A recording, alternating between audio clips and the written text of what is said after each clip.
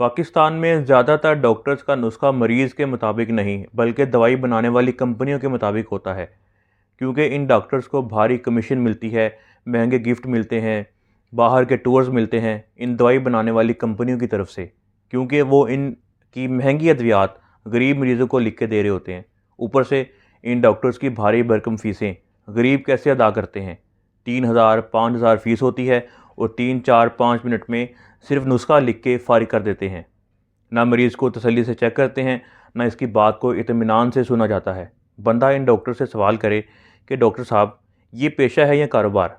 क्या कभी आपने सोचा है कि एक गरीब बंदा जो सारा दिन मजदूरी करता है, मेहनत करता है, जब वो बीमार होता है तो सबसे पहले इसे अपनी बीमारी की नहीं बल्कि डॉक्टर की फ़ीस का खौफ लग जाता है। डॉक्टर साहब, आपकी डिग्री सिर्फ कमाई का ज़रिया नहीं बल्कि ये इमानत है, ज़िम्मेदारी है।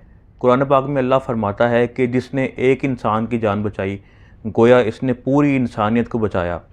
लेकिन आज क्या हो रहा है, इतनी फ़ीस ली जाती है मरीज़ से, ना पूरी बात सुनी जाती है, ना दिल से मुआयना किया जाता है, ना वक्त दिया जाता है। क्या यही इंसानियत है?